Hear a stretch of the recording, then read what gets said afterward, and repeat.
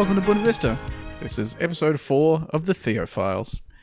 I am Ben, and I am here in the set of irrational numbers, existing pleasantly in a way that can't be defined as the ratio of two integers. With me, of course, is Theo, a mathematical constant that can be expressed as the ratio of a circle's circumference to its diameter. Hello, Theo. Hey, how you going? I'm great. How are you? Good. Do you like any digits? How many I've have got you digits got? for days. You do have digits for days. What if it turned out that there was magic in the numbers of pi? You know, like the whole, it's a secret code in there. Yeah. Could be anything in there. That's how we knew that, like, the simulation was real. Yeah.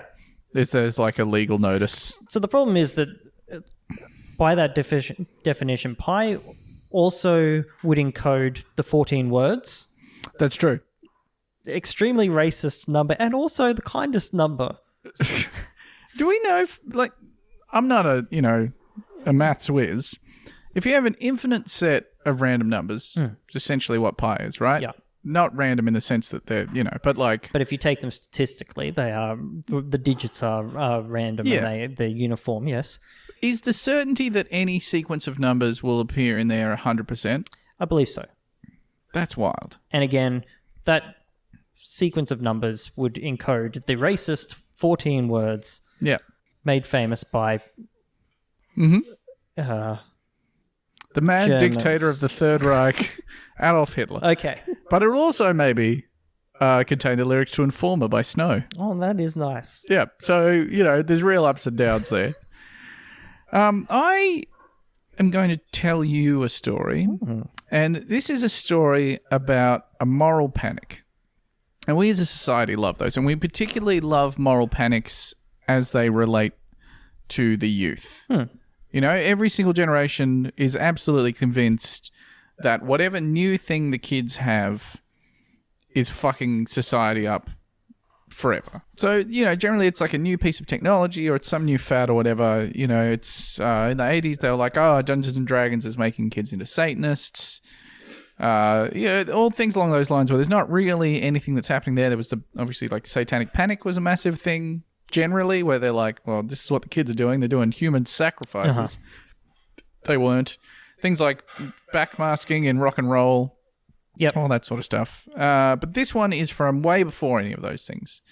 This story starts in 1816. This kind of gives the game away, but this is from a website called bicyclenetwork.com.au.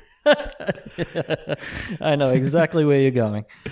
In the terrible European summer of 1816, volcanic ash clouded the sun and snowfalls killed the crops. The titanic eruption of Mount Tambora in far-off Indonesia had plunged the whole world into a frigid gloom. In Germany, horses were slaughtered for the food they could provide, and the prolific inventor Karl Dreiss of Karlsruhe in the southwest of the country turned his mind to an alternative. Good Lord.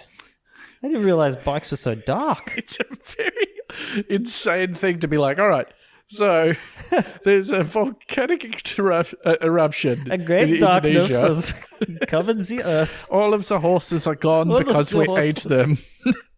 We ate for their flesh. In 1817, we had the Lauf machine, which became known as the Dreisine, a transport solution that has gone on to become today's bicycle and provide cheap mobility, independence, and freedom to millions of people around the world. Dreiss wasn't the first person to put two wheels in series, but he added steering and the concept of the bicycle was launched. Well, classically, Good the other call. models. Where are you going today? Exactly in front of me. That is the one place. Oh, well, have a pleasant time. The Lauf machine became insanely popular in France. They became known as velocipedes, which I love very much. Incredible. Yeah. In 1864, a Parisian carriage maker named Pierre Michaud had the genius idea of adding pedals to the device. This is 47 years after people had Just the like thing. start at the top of a hill or you're fucked. Well, they'd been Flintstoning around on them. Oh. That is, so for half a century, people were like, there must be another way. This in turn led to the development of the penny farthing.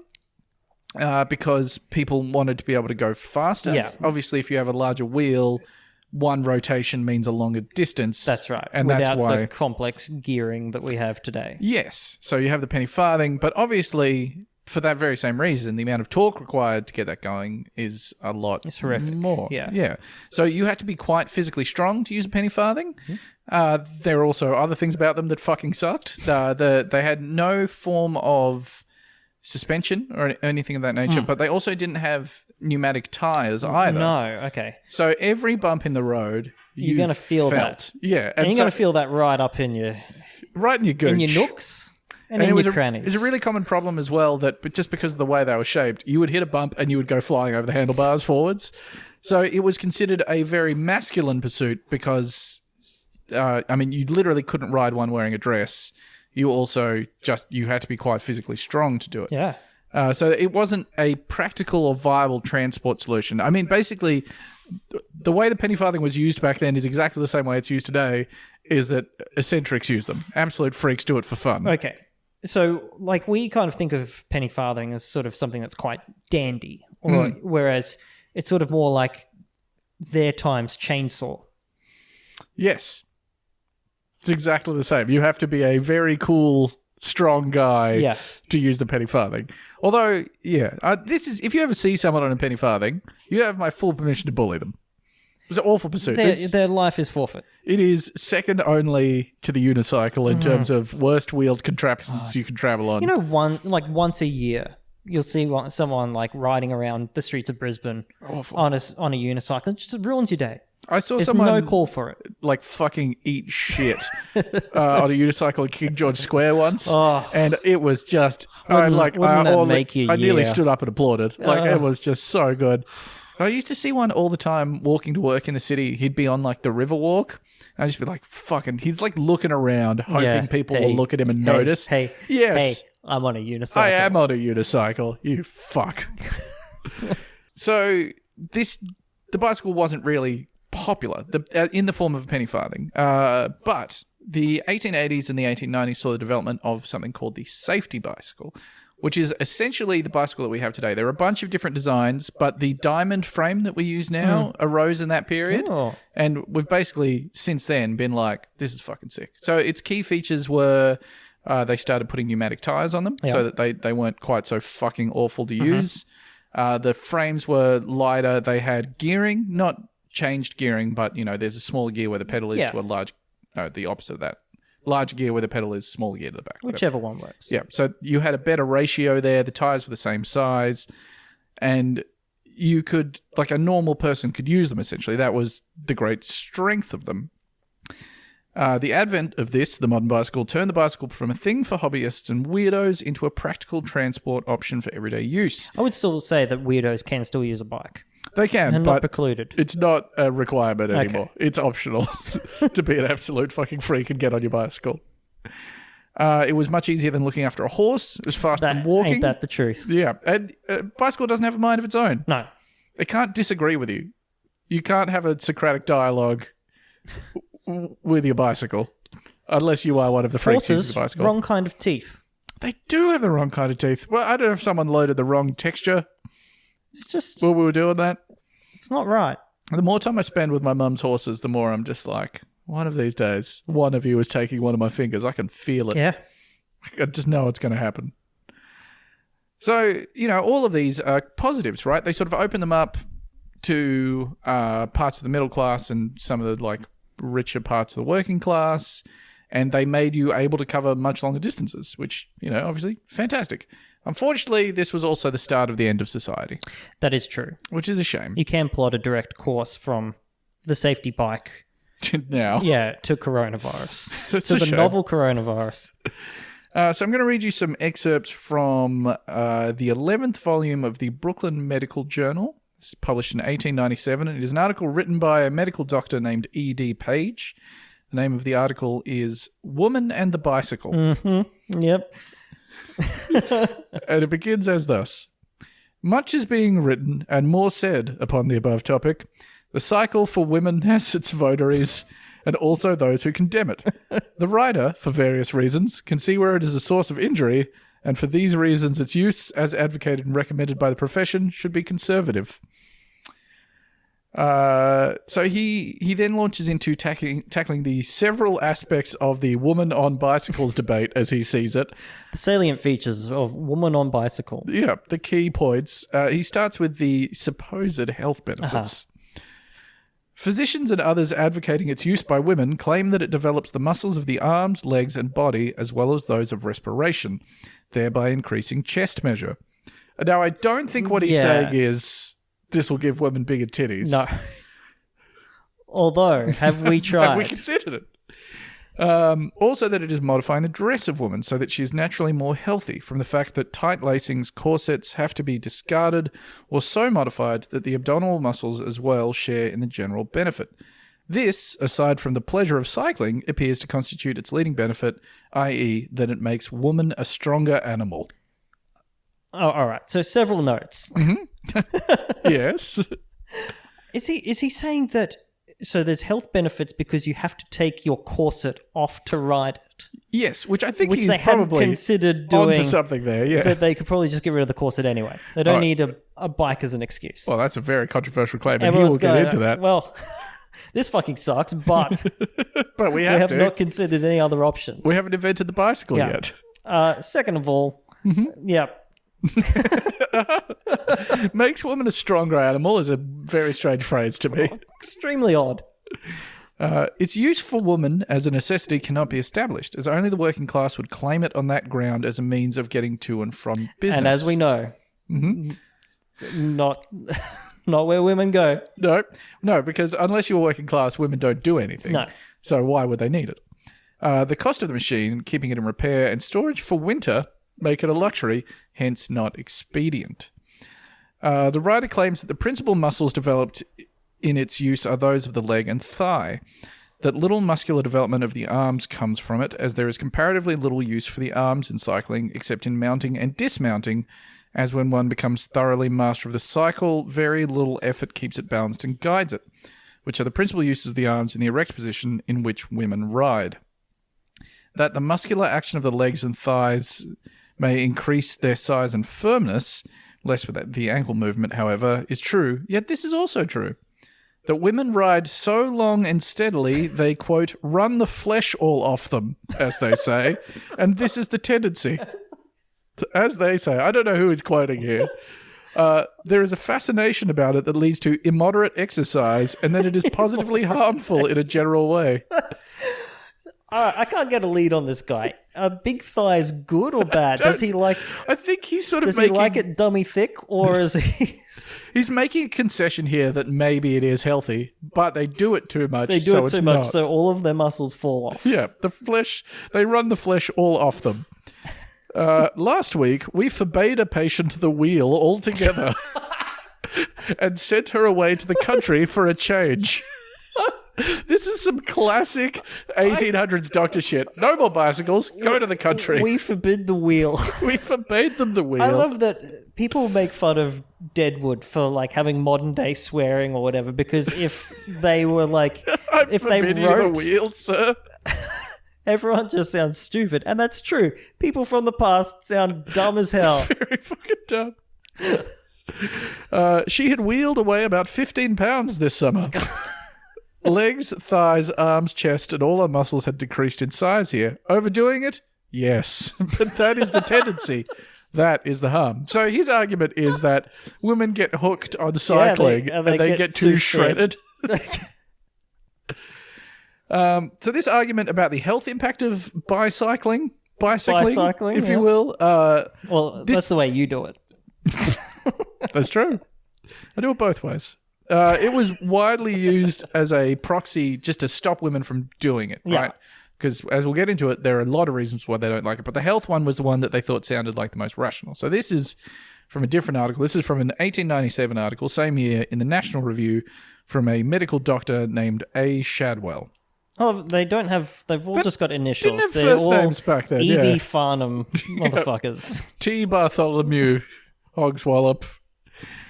The after effects of cycling, says an experienced rider and one accustomed to far more violent forms of exercise, are quite different. Yes.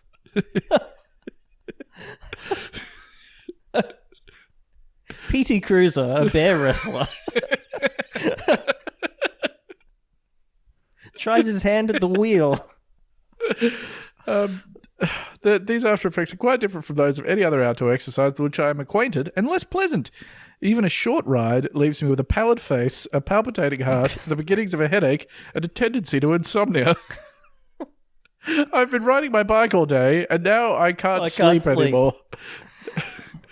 Another speaks of the, quote, peculiar form of nervous exhaustion and, quote, that strained feeling which led to insomnia and headache. A third, the, quote, holder of many cups won on the running path and river, declares himself, quote, quite unable to cycle, as even a short run on the machine at the easiest of paces gives me a severe headache. A fourth, sufficiently robust to have covered 150 miles of hilly road in a day, confesses to, quote, having experienced the unpleasant sensations described. A fifth, who has ridden every sort of machine from the Boneshaker onwards. Come on. From the Boneshaker onwards is my favourite black metal band. Tonight's headline is Spring Me the Horizon and From the Boneshaker onwards. Testifies to having experienced, quote, great nervous exhaustion, loss of appetite, restlessness at night, and the next day a very low, irritable, depressed feeling. A sixth, quote, victim to the errors of cycling, suffered a complete breakdown after 12 years riding, during which, quote, nervous symptoms and weakness of the heart's action gradually grew upon him. After going abroad to regain his health, he took it up again, with the result that my heart and nerves have suffered perhaps beyond repair this time. He was blaming everything on the bike. I love the fucking quaintness of being like, well, I went to Spain to get better. I suffered a wandering wife after 3 days on the wheel. A seventh assures us that the, quote, symptoms complained of, headache, insomnia, etc., were known and recognized as an evil 16 or 18 years ago. We had 2 decades of the evil of cycling, ruining everyone. It's basically ancient history by this point. So Shadwell says that it's not just the physical exertion of riding a bike that does it. There must be some other peculiar aspect of being on a bicycle. An injury of the soul. A spiritual quality to it. He goes as thus. Various causes are assigned for these nervous troubles. Some blame the saddle, others the vibration or the mechanical defects of the machine, and no doubt anything which increases discomfort tends to aggravate the mischief. All these factors are common to the tricycle, which has been found void of offence. So the tricycle he's referring to is not the tricycle as you would maybe picture it. Imagine if you took the two big penny farthing wheels, put an axle between them, had a seat above the axle and pedals on the axle, and then one little stabilizing wheel out the front. Or, well, yeah, generally on the front, I think, for some reason. But this was what women went in because you would sit in it like it's a carriage. Okay. So he's saying that those don't cause women to go insane. Yeah. The vera causa seems to lie in the extreme instability of the two-wheeled machine, which can never be left to itself for a single moment without dismounting. Cannot trust. I've seen cyclists at traffic lights. You can stay balanced. They do it all the time. So when I used to ride to work, there was one day that I Which is a very big ride, by the way. It's an enormously long ride. It's a long way to ride from where I live to the city. I kind of got to... I'd gone over Tooheys Hill, which sucks immeasurably. And I got to the bottom, and I used cleats, and I sort of arrived at a... Because you're a professional. At the... crossing, the pedestrian crossing, but bikes use it. I pressed the button, and that button press was enough to just give me that little destabilizing nudge I needed to tip. And the whole process took about 20 seconds.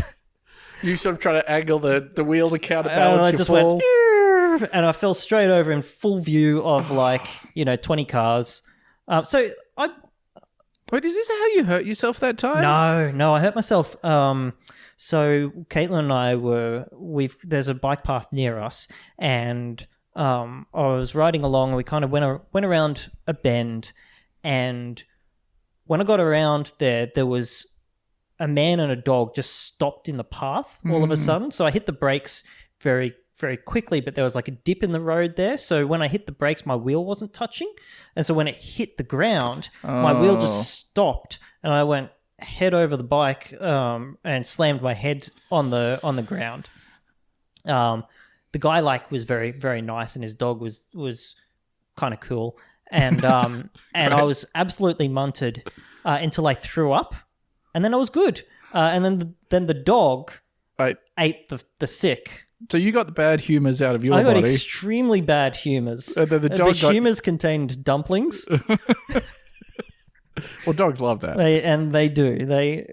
If you're wanting to give your dog a treat, just vomit some dumplings for them. Have a head injury. After having eaten dumplings. Massive head injury. I went and did a my quantum physics exam the next day. Oh my god! I call up QUT and they're like, yeah, we can't promise you that like if you don't come in that we won't fail you. So probably the best thing to do is just to come in and take the exam and then apply for special consideration afterwards because due to the massive head injury that you just suffered that we can't do anything about. God, good lord, my humours were fucked. Dr. Shadwell continues, in this respect, bicycling differs from any other occupation whatever. The strain of attending to it may not be very great in itself. Sometimes it is and sometimes it is not, but it never ceases. And this incessant tension is the thing which tells upon the nerves.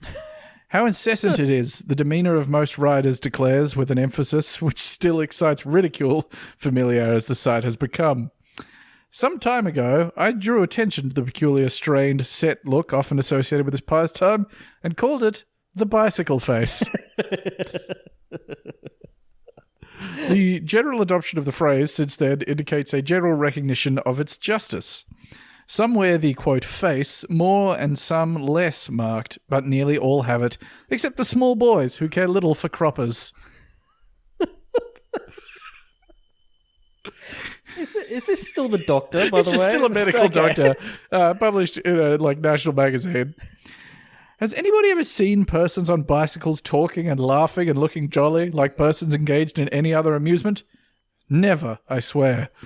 Doubtless they can at a pinch, but in practice they don't. All their attention is given up to the road and the machine.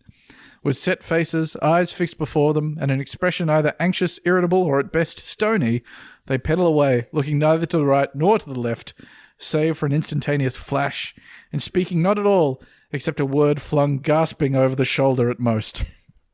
It is this strange and unhuman gravity which excites the ridicule and hostility of the street cad and the dull-witted rustic alike. Even idiot country people think they look dumb. I'm trying to think of what the modern day equivalent of this is. Of the bicycle face? The bicycle face. I remember one day I was standing in front of Brisbane's own Roma Street Transit Centre. One of the great transit centres in the world. Which now no longer demolished. exists. In the process of being demolished, I would say. And I was getting coffee and there was a man in full suit holding a coffee, riding down the road on a longboard. That rules. That was he does riding not it rule. competently? Yes, extremely That's competently. extremely cool. Like, competently or incompetently? Extremely competently. That's fucking cool as shit. I support this guy. He's the one suit that I support. He had a ponytail. I am off this guy train. I've left. Team longboard. So far we've got it makes women waste away. Yes. It causes the bicycle face. There are other concerns. So this is back to our friend Dr. Page in the Brooklyn Medical Journal. It's also changing how women dress. As to the changes in dress, which may be of benefit to women, we all hail them, and yet we are bid to ask if these changes are permanent or only for the purpose of enabling her to ride the wheel more easily. Does she modify her dress so that she discards her tight lacing when she enters the drawing room, or does she return to them? If the former, then it is a reform. If the latter, then it is not a reform, and she has to work harder at night to bring her corsets together than if she had not used the looser-fitting cycle corset during the day. You can't go back to the constrictor because you've been unconstricted all day. A reform is also claimed for the shorter dress skirt, carrying with it comfort and freedom of gait not afforded by the longer skirts. The short one is easier, But does not a woman resume the long dress skirt after the day's cycling and when she returns to her home? Where the reform then, except for just the time on the wheel, its only object there to enable her to ride easier? A real reform is one, rather, that she couples with her daily life and duties. And isn't it true that in these she discards bicycle, suit and all? If so, where is the dress reform? Where the argument for it, save as you apply it to woman on the wheel. So he's doing some Ben Shapiro style extremely facts and logic. Yeah. So he's saying, oh, well, maybe it is good we're reforming women's dress, but we're not really doing it. Not really, because they're getting back into it. They're just putting the normal clothes back on after they're on the bike. So, checkmate, leftists, you're done. He continues here. As to the suits worn, many of them are neat and natty and perfectly modest, but they are modest in proportion as they approach the ground. Our civilization requires that a woman from the age of puberty on should wear a dress reaching the floor, its object seemingly to protect her from comment, a question of delicacy, and is a custom which is firmly fixed. Stage women and Mary Walker seeming about the only exceptions till the advent of the cycle. So Mary Walker was an American medical doctor she was a big figure in the abolitionist movement, and she was also a big figure in suffragette movement as well. Yeah. She wore pants, is what he's alluding to here. Is that there are a lot of dope old-timey photos of her wearing, like, she's got a fucking Civil War era military outfit on. She's doing, like, the hand in the pocket thing. Yeah. There's just people just falling into aneurysms, like, wherever she walks. She got arrested multiple times. There's like I was reading about it today. There was a time she was arrested in New Orleans where a cop arrested her because she was wearing pants and was like, well, have you even had sex with a man before? Which is a weird taunt to throw at a woman. Is it true then that all else have been wrong and that Madam Walker was really right, even though the object of adverse criticism all these years? Well, if it's so bad, why do some people not want change? Is the cycle to teach us this reform? If reform it be? If cycling will teach women to lace less and show her that a more perfect health, in a measure, depends upon a freedom of action of all the muscles of her makeup, then give it that full reward of merit and let us hail the reform, even though woman's waist measure is several inches greater, as some of its graceful tapering may have disappeared. You're losing that hourglass, and he's real depressed about it. God.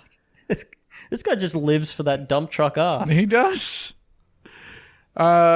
He also really didn't like some of the other solutions that women came up with for clothes that they could wear while they were on the bicycle. The different kinds of bloomers and open skirts make their wearers objects of ridicule more frequently than otherwise, and we have heard the most caustic remarks passed upon the wearers of some of these styles of suits, and justly. They're right to abuse these they're women. Being harassed in the streets, and I, as a medical doctor writing a medical journal, support this. The public streets seem no place for such. Others discard all suits worn by women and simply wear tight-fitting men's suits. Comment is unnecessary. If a woman wears and appears on the streets in a man's suit, or some of the extremes in bloomers and open suits, she seemingly forgets she is a woman. That's because gender is fake. That's largely what's happened here. The press reported recently the case of a lady teacher who, in bloomers, appeared before her class of boys, being too late to change her suit as was her custom. The guying the boys gave her broke up the class in tumult. Hate it when that happens. It's just boys being guying. Just boys guying gals. It caused her to be summoned before the proper board for an explanation. Why was that improper dress for her as a teacher, if not as a lady?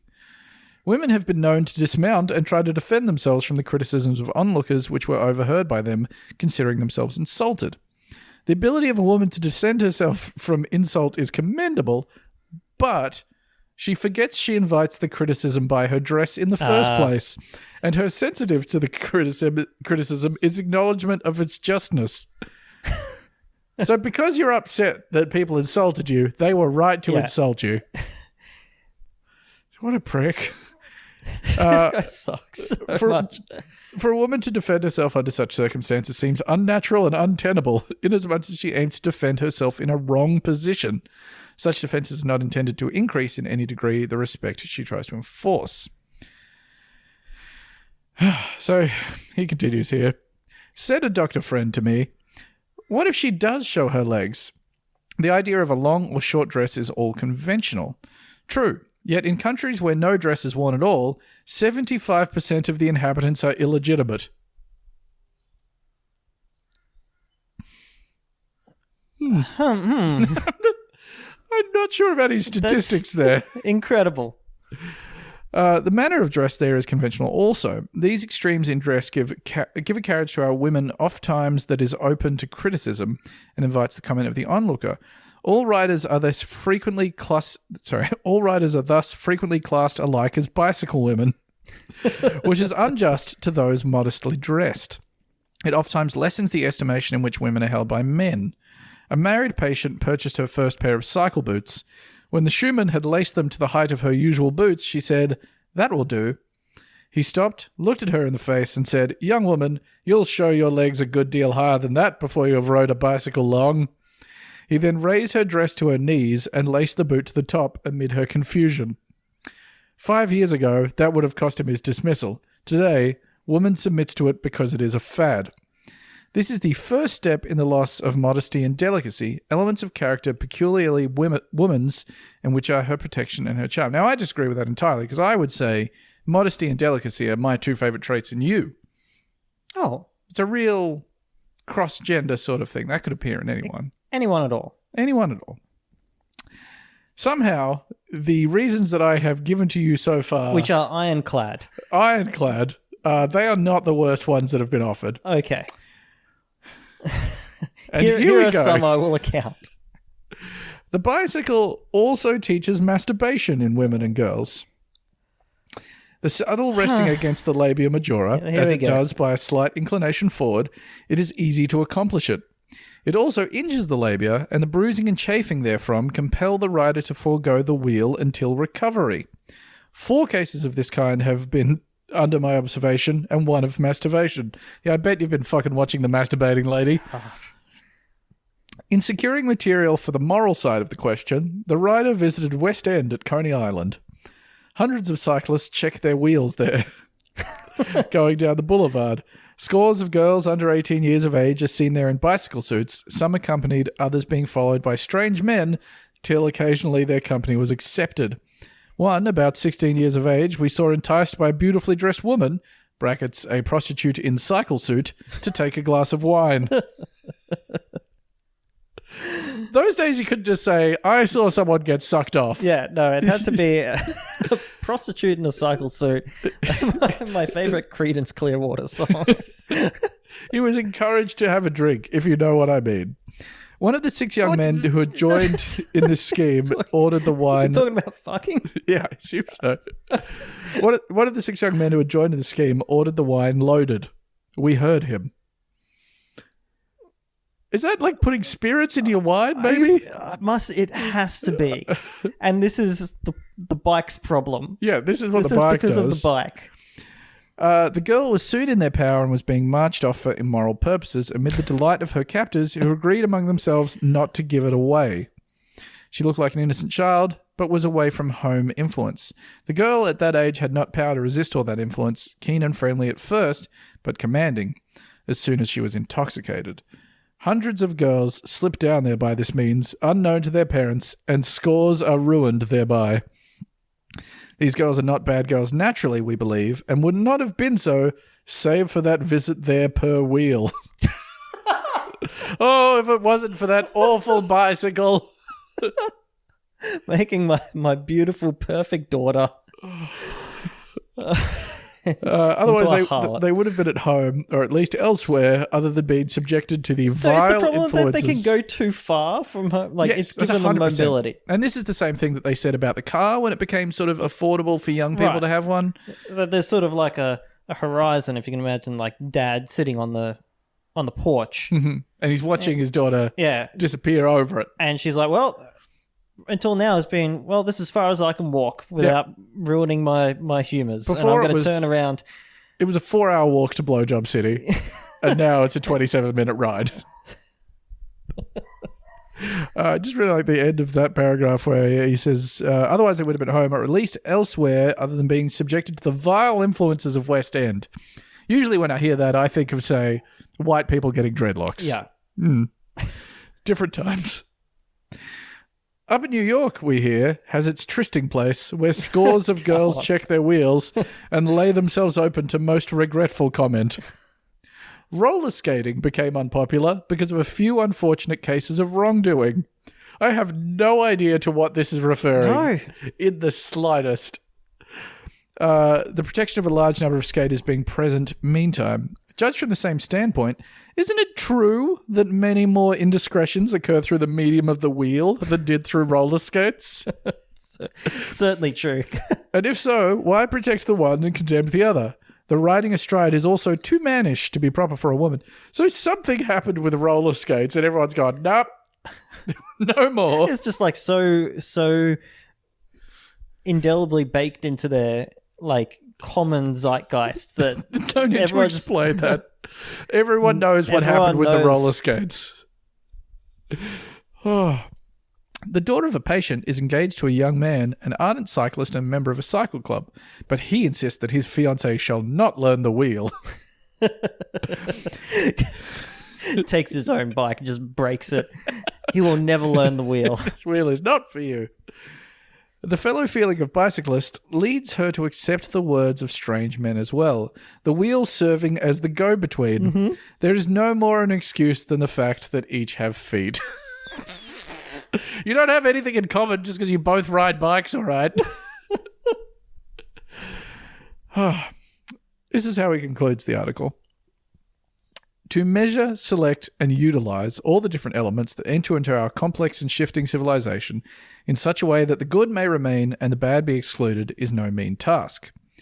The education of the moral and the intellectual side of our natures unquestionably results in the highest degree of civilization possible to attain. Other things being equal, the stronger the animal, the stronger the intellect. The part the wheel plays... I don't believe that that's true. Lions have 150 plus IQs. The part of the wheel plays the moral side of women's life seems, on the whole, of questionable advantage. Now, I keep accidentally saying women's life or women's whatever. Mm-hmm. In every single instance, he has said of woman's life. He's talking of womanhood as a whole. The part the wheel plays in the moral side of woman's life seems, on the whole, of questionable advantage. Not but that thousands ride unharmed, but that the thousands don't. What the duty, then, of the former toward the latter and the community toward each?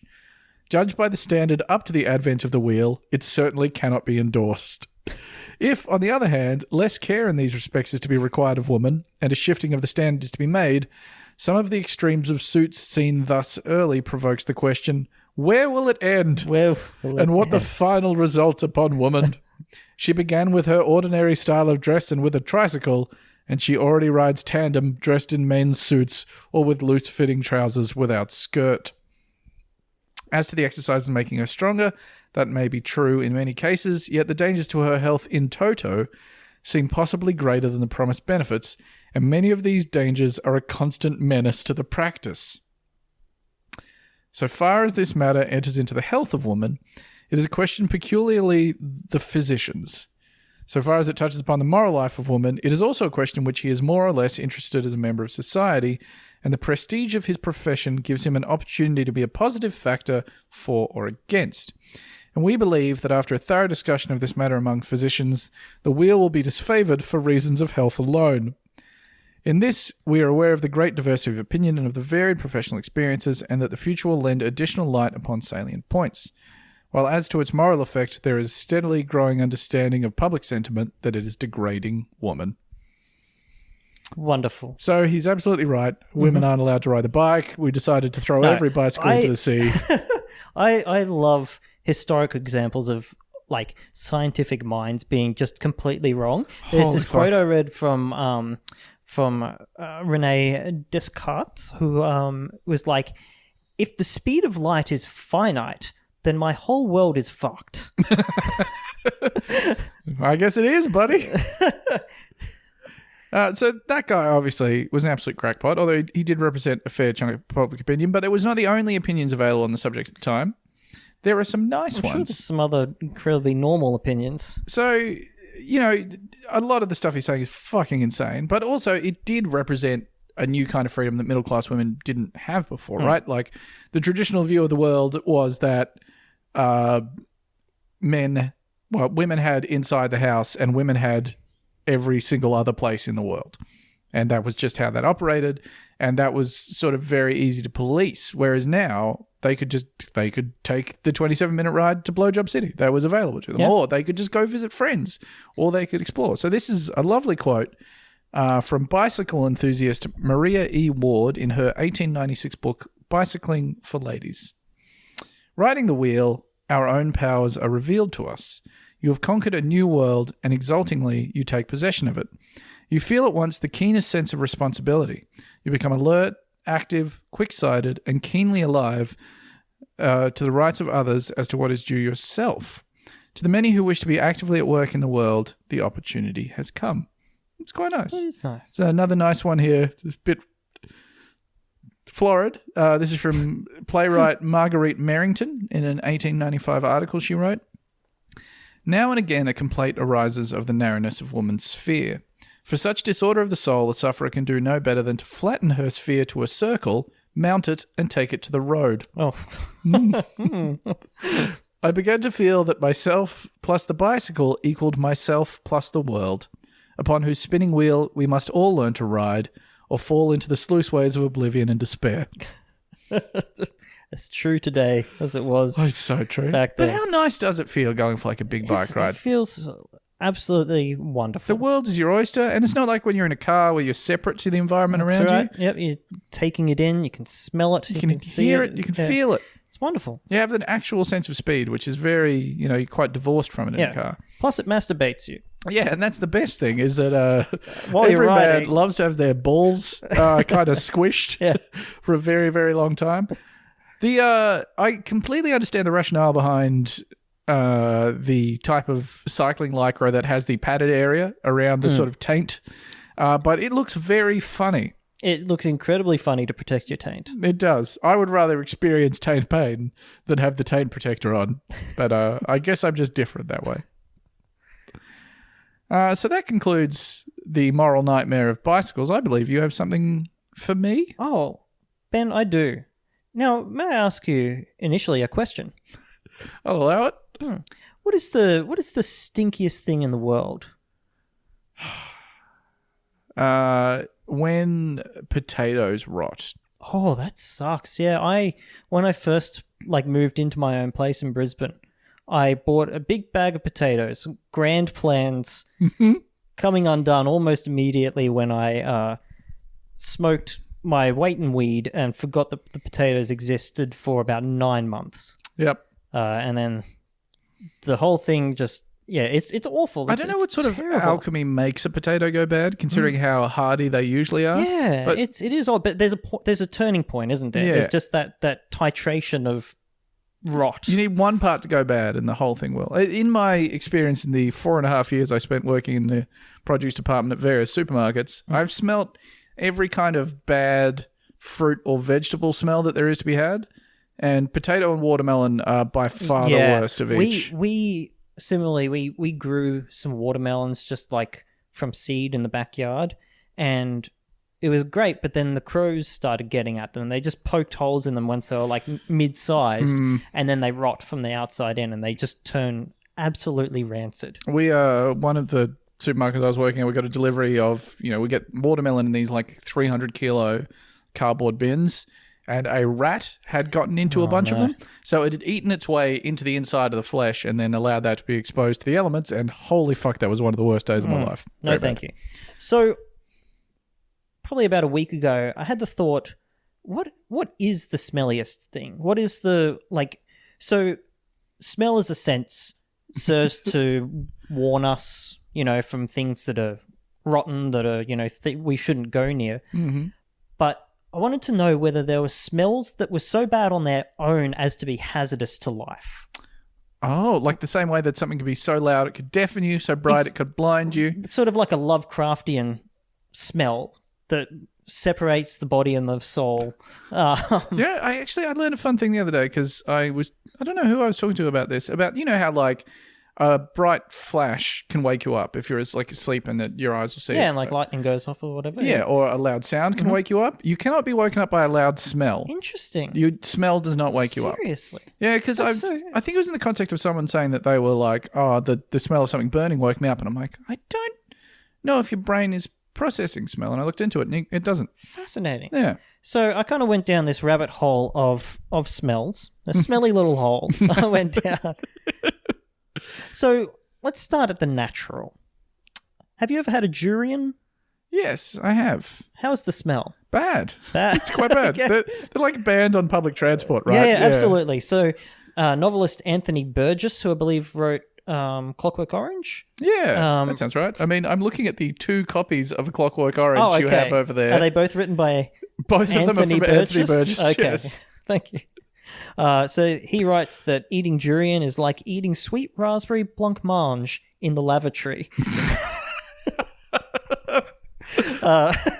Travel and food writer Richard Sterling says its odor is best described as pig excrement, turpentine, and onions, garnished with a gym sock. How good is language? You could describe anything with words. I feel like we haven't travelled far from the last story. It can be smelled from yards away. Despite its great local popularity, the raw fruit is forbidden from some establishments such as hotels, subways, and airports, including public transportation in Southeast Asia.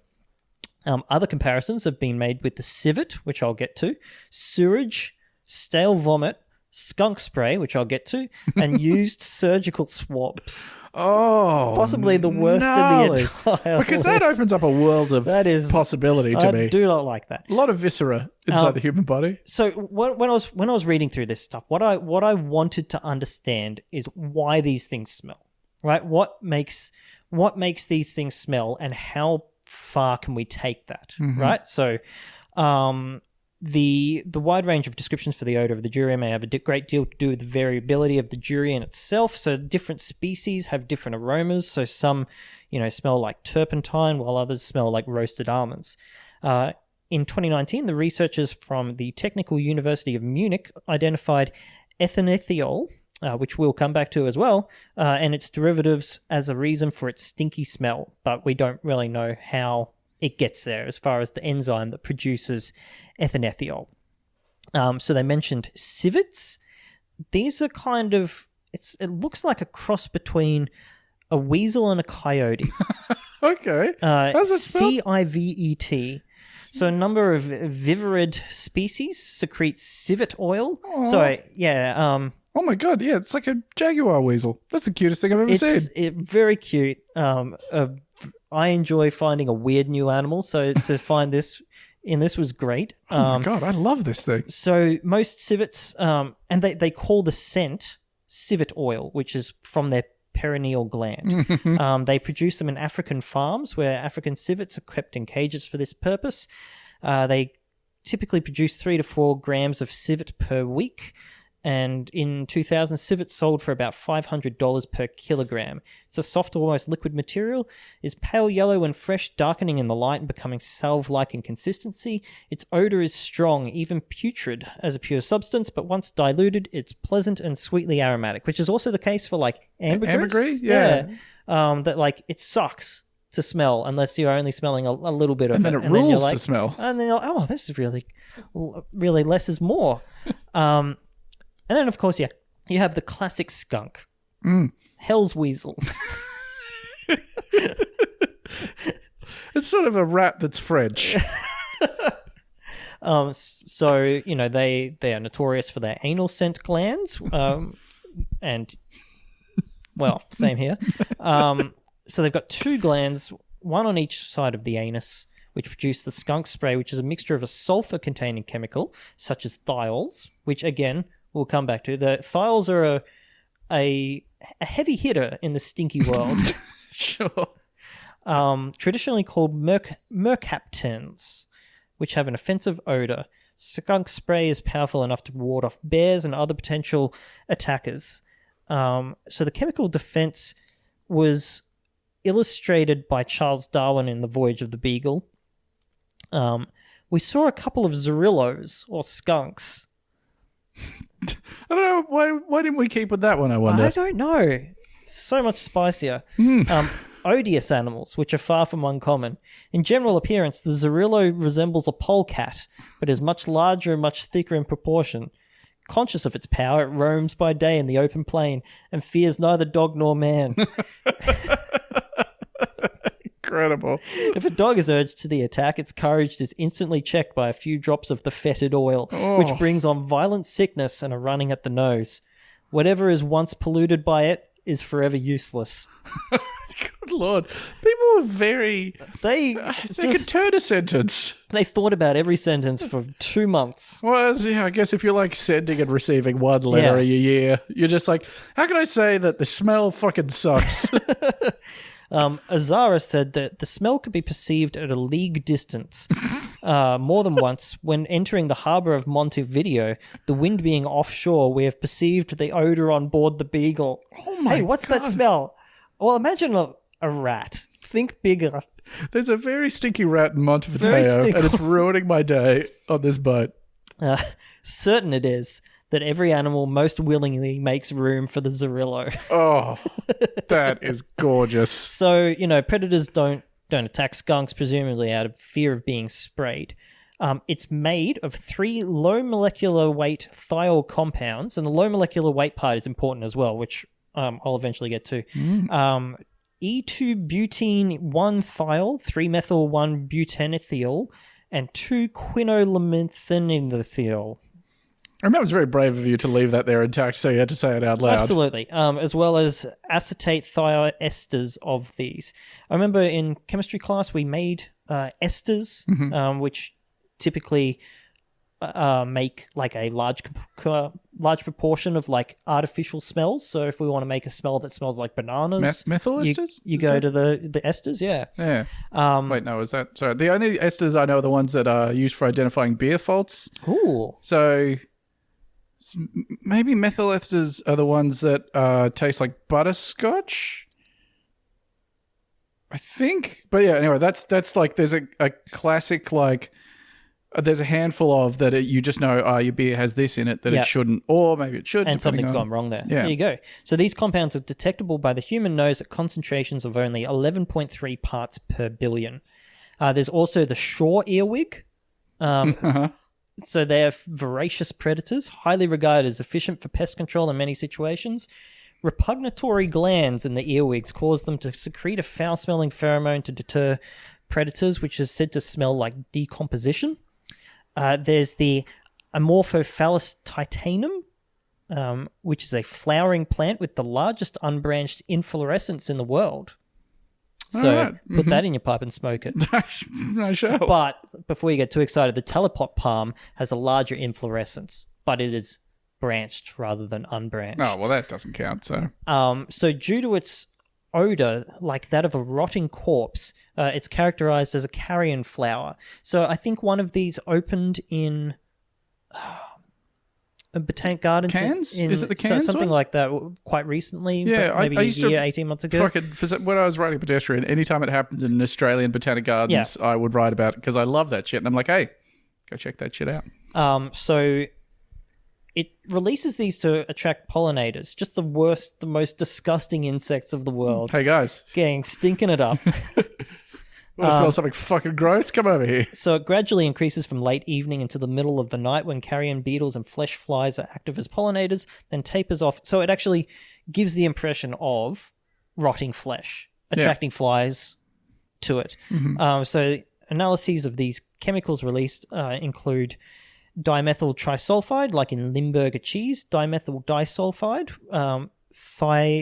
trimethylene, which is rotting fish, isovaleric acid, which smells like sweating socks, benzyl alcohol, which is a sweet floral scent, and phenol, like chloroseptic, and indole, like feces. So those are the stinkiest things in nature that I could find.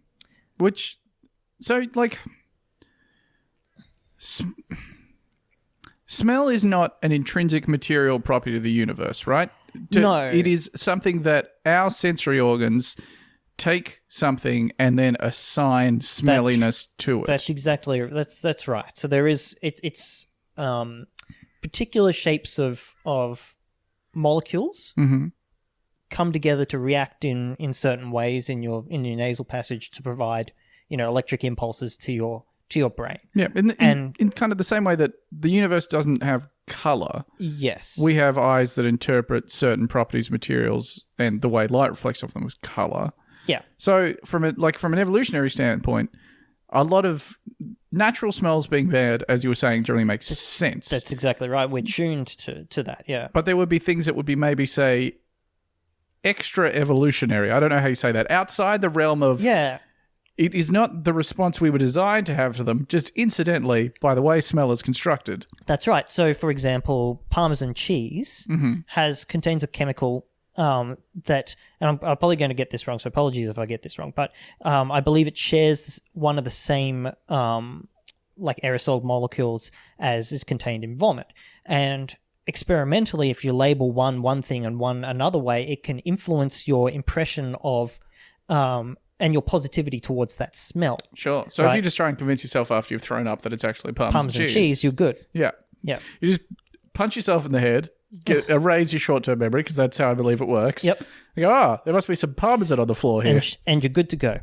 But I really wanted to see the limits of this, right? So the limits of human smells. New frontiers. What a series of words. The limits of human smells. So of course there's, there is our naturally produced smells, which tend to be things that are incompletely digested by the stomach and small intestine arrive in the large intestine, and you get fermentation by yeast or prokaryotes, all that sort of thing going on to make farts. But we've used... I wanted to find out as well whether we've actually used the concept of smell in warfare, in something that could actually hurt other people. And there was the classic examples of people in sieges loading up siege equipment with carrion or corpses, all of that sort of thing. Like putting a rotted cow carcass in the back of your trebuchet and then hurling it into their castle. Exactly. But that tends to be more for the disease that spreads. So during the Middle Ages, victims of the bubonic plague were used for biological attacks, often by flinging them over castle walls using catapults. I mean, that's kind of one and the same, though, for them, right? Because their belief was it was the smells themselves. That's exactly right. So bodies would be tied along with cannonballs and shot towards the city area, which is absolutely fucked. That is a nightmare. So in 1346, during the siege of Kaffa, which is now in Crimea, the attacking Tatar forces, which is subjugated by the Mongol Empire under Genghis Khan more than a century ago, used the bodies of Mongol warriors of the Golden Horde who had died of plague as weapons. So an outbreak of the plague followed, and the defending forces retreated, and the conquest of the city by Mongols followed that. And it's speculated that the operation might have been responsible for the advent of the Black Death in Europe. Oh my God. Yeah. And as you said, at the time, the attackers thought that the stench was enough to kill them, though it was the disease that was deadly. So you are dying of... Still worked out fine for them, though. Black Death. Yeah. So at the siege of Tunlavik in 1340, during the 100 Years' War, the attackers catapulted decomposing animals into the besieged area. And in 1422, during the siege of the Karlstein Castle in Bohemia, Hussite attackers used catapults to throw dead but not plague-infected bodies and 2,000 carriage loads of dung over the walls. Sure. But we have to go stinkier. Sure. There are still stinkier frontiers to explore. We must plumb the depths the of stinky stench. depths. So ethanethiol, which, as you recall, was one of the things that were in durians, the smells that commonly known as ethyl markaptan and stench. That's one of its names. I nailed that one. Yeah, so we've got the classic compounds. You got hydrogen sulfide, you got chloric permanganate, you've got stench. It's a clear liquid with a distinct odor. It's an organosulfur compound, abbreviated ETSH, consists of an ethyl group, ET, attached to a thiol group, SH. Its structure parallels that of ethanol, but with the sulfur in the place of the oxygen. So this sulfur thing will come back. There's a series of, when you kind of move along the periodic chart, if you move in certain patterns, you can swap things in and out in the same spot and get much the same effect, but increase, kind of like in the movie Evolution. The movie Evolution. That is the single most, that scene, I was like 12 and pissed off about it.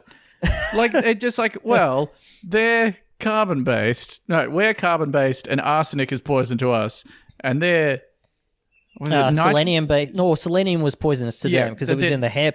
Yes, but they were nitrogen-based and it was selenium that was poisonous to them. Something like that, Because you can make an L-shaped movement to get to it. And I'm like, that is a completely arbitrary thing. Lots of things are poisonous to us. Lead is poisonous to us. God. But in this case, it works. So this is the sulfur one. I'm so glad you said that, by the way, because I was thinking it. I was like, well, there's no way anyone else would have remembered that. But the odor of it is infamous. It occurs naturally as a minor component of petroleum, but is otherwise added to otherwise odorless gaseous products such as LPG to help warn of gas leaks. Right. So this is the thing that they add. So at those concentrations, ethanethiol is not harmful, but we use That's amazing. An infinitesimal amount of it. Just a tiny little speck. And it smells bad. It is so powerful that it is literally hazardous to your health to smell ethanethiol. It's not good. It's got a strong disagreeable odor that humans can detect in minute concentrations. The threshold for human detection is as low as 1 part in 2.8 billion parts of air. Its odor resembles that of leeks, onions, durian, or cooked cabbage, but is quite distinct. So the employees of the Union Oil Company of California reported first in 1938 that turkey vultures would gather at the site of gas leaks. And they kind of narrowed it down to traces of ethanethiol in the gas.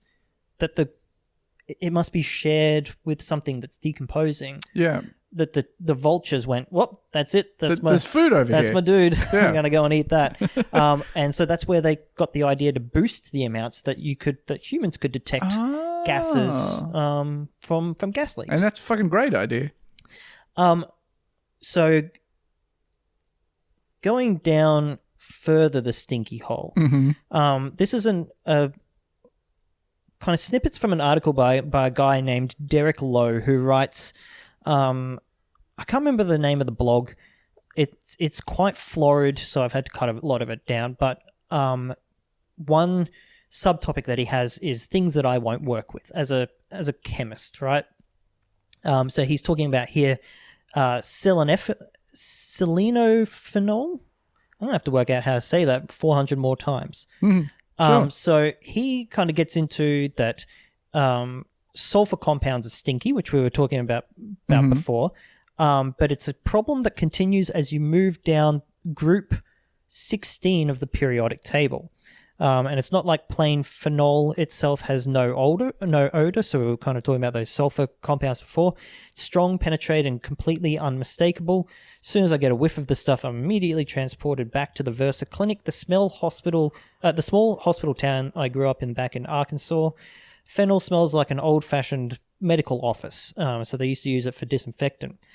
So if you move that down a notch to sulfur, you get thiophenol, which is related to the ones that we were talking about before, which is easy to describe. Burning rubber, the pure, potent, platonic ideal of burning rubber bottled up and daring you to open the cap.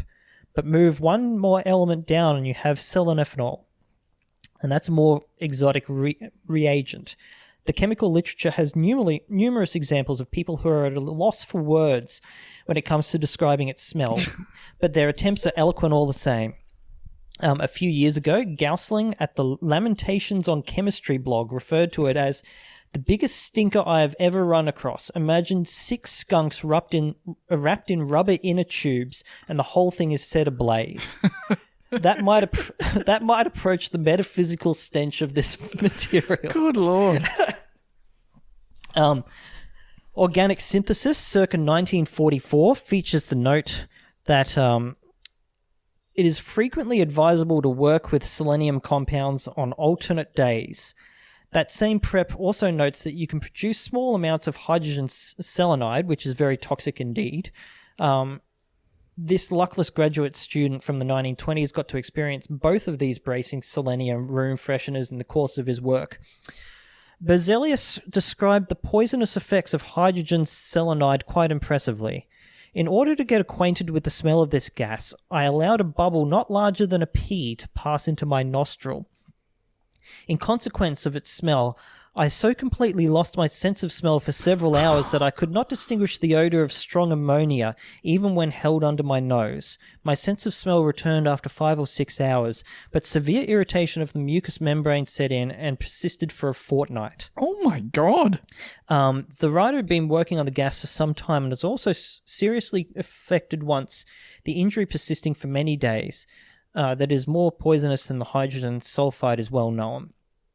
So these are compounds leading up to selenophenol. So you have to make these things to get there. Mm-hmm. And at the destination,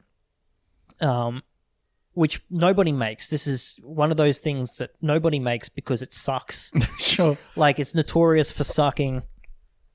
But this is from 1908. When...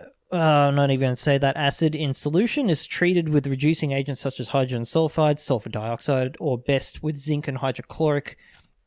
So when I'm not going to say that acid is in solution is treated with reducing agents such as hydrogen sulfide, sulfur dioxide, or best with zinc and hydrochloric acid, selenophenol is obtained as a yellow oil with an overpowering and most nauseating odor. The odor of diphenyl diselenide is extremely disagreeable, but not nearly as bad as selenophenol. The effect on the skin is very similar to that of thiophenol, forming blisters which itch intensely.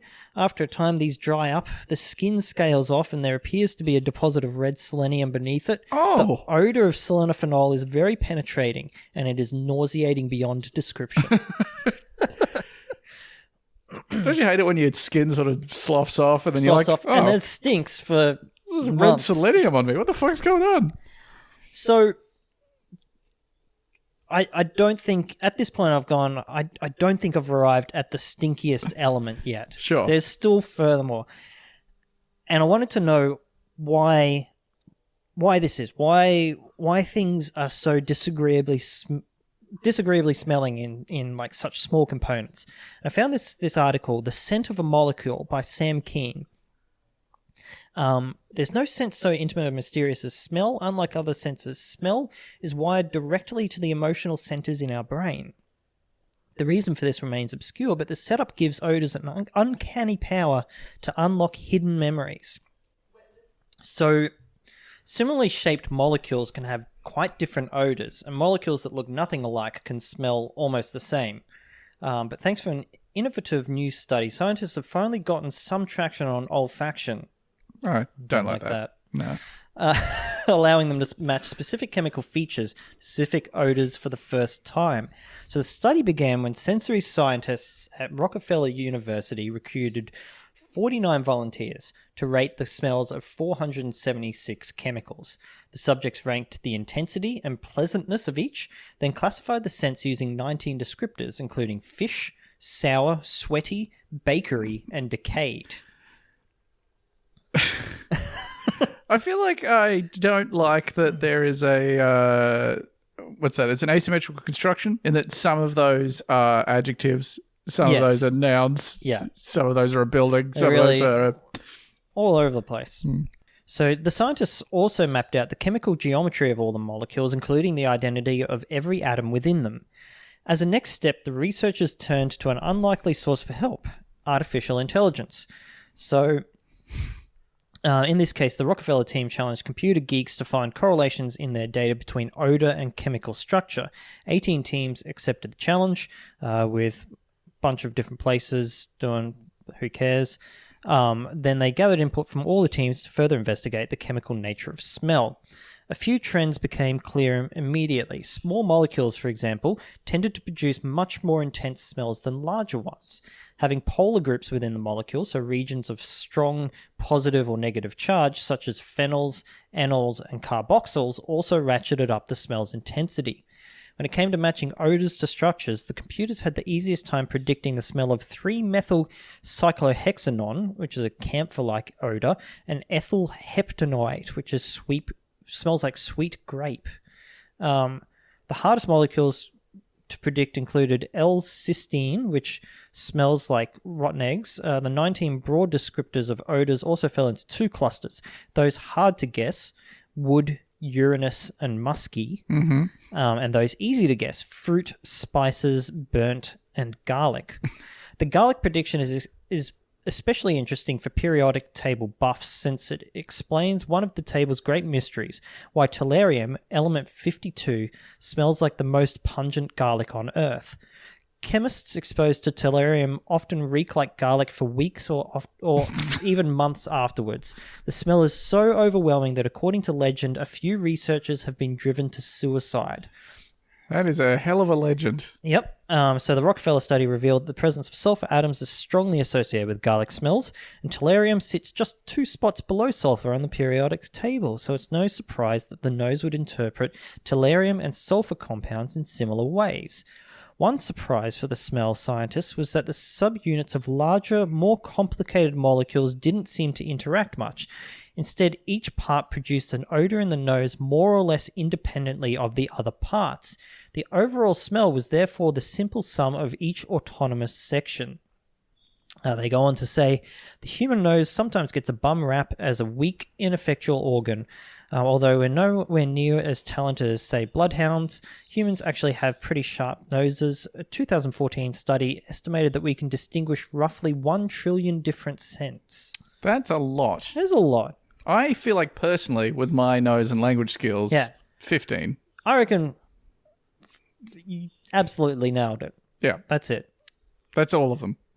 And who would need any more than that? Oh my God. You got your classic smells. You got musky, you got urine, you got wood. Yep. You got sweaty. Garlic. Yep. Fish, bakery, new car. London. Hot plastic. And that's about it. Yep. So that brings me to the last smell in a series of very unpleasant smells, again by old mate Derek Lowe, and that's thioacetone. It doesn't like to exist as a free compound. Attempts to crack this thioacetone monomer itself have been made, but then that's when people start diving out of windows and vomiting into waste baskets. So the quality of the data begins to deteriorate. Oh, sure, yeah. No one's quite sure what the actual odorant is, and no one has much desire to find out either. There are sound historical reasons for this reluctance. The canonical example is the early work in the German city of Freiburg in 1889, which quotes the first-hand report. This reaction produced an offensive smell which spread rapidly over a great area of the town, causing fainting, vomiting, and a panic evacuation. And an 1890 report from the Whitehall Soap Works in Leeds refers to the odour as fearful. Oh, God. A fearful odour. Fearful odour. That's a fucking H.P. Lovecraft story. So the compound shows up sporadically in the literature until the mid-1960s, when several groups looked into thioketones as sources of new polymers. The most in-depth analysis took place at the Esso Research Station in Abingdon, UK, where Victor Burnup and Kenneth Latham got to experience the Freiburg horror for themselves, and I quote, Lucky them. Recently, we found themselves with an odor problem beyond our worst expectations. During early experiments, a stopper jumped from a bottle of residue and, although replaced at once, resulted in immediate complaint of nausea and sickness from colleagues working in a building 200 yards away. 2 of our chemists, who had done no more than investigate the cracking of minute amounts of thioacetane, found themselves the object of hostile stares in a restaurant and suffered the humiliation of having a waitress spray the area around them with a deodorant. The odours defied the expected effects of dilution, since workers in the laboratory did not find the odours intolerable and genuinely denied responsibility since they were working in closed systems. To convince them otherwise, they were dispersed with other observers around the laboratory at distances up to a quarter of a mile, and one drop of either acetone gem dithiol or mother liquors from a crude trithioacetane crystallizations were placed on a watch glass in a fume cupboard. The odor was detected downwind in seconds. Good so Lord. one drop indoors, and people a quarter of a mile away can smell it straight away. That is absolutely terrifying. So he asks, how do you work with something that smells like hell's dumpster? Like this. So the offensive odors released by cracking trithioacetone to prepare linear polythioacetone are confined and eliminated by working in a large glove box with an alkaline permanganate seal, decontaminating all apparatus with alkaline permanganate, eliminating obnoxious vapors with nitrous fumes generated by a few grams of copper in HNO3, and destroying all residues by running them into the center of a wood fire in a brazier. And that is the smelliest thing that I could find. I mean, so hypothetically, have we run out of space on the periodic table to keep making that same move to find To keep going yet down. smellier things? I believe, I don't know, what's under that tellurium under... I haven't had a look at a periodic table in a couple of years. Let's fire that bad boy up. Oh, wow. Last time I looked, there was only like 10 things on there. They've gone wild. So polonium, I think, underneath. Sure. I think you start getting into radioactive stuff Yeah. and then the stuff that doesn't exist. Oh, the hypothetical stuff that we know should exist, Yeah. but we've never All been we able know to is that it's going to stink like hell. Oh. For some reason, based on what you had put in the chat, I was anticipating maybe some sort of celestial body in space that smells unbelievably bad. It's sort of Futurama It's style. sort of a garbage ball Yeah. moving through Yeah. space. But no, this is something we make for fun, for Yeah. yucks. For two kinds of yucks. Imagine if you why haven't we weaponized that? Is there some sort of Geneva Convention rule about dropping just like a really potently bad smell into people? You have hundreds of people just vomiting all over the place. Yeah, I mean, because I think, so that would go under the heading of biological warfare, right? Which is Sure. which is again under Geneva is not permitted, but biological agents tend to work on actually poisoning you and killing you, sort of thing. Which I really wanted to find an example of us just like stinking the place out and that being the main mechanism. Yeah, there's no irritant, there's no anything else. It's just literally the smell is so the fucking smell, bad. Yeah, which Yeah. I mean, potentially you could do with this stuff, but I think there's probably a limit to what you can achieve. And like you can shoot a guy with bullets, you just can't, fucking... Yeah. War, pretty silly. Hmm. That's my take on it. Well, thank you so much for telling me about that. Oh, thank you. Love to learn. Thank you, the listener, for joining us for another episode of the Theo Philes. We're probably just going to keep doing these, I think. They're very nice. Yeah. I'm sure Andrew and Lucy will come up with their own thing that they like doing. Yeah. And good luck to them. It'll be called I say. The Fart Brothers. Yeah. And they do script read-throughs of Adam Sandler movies.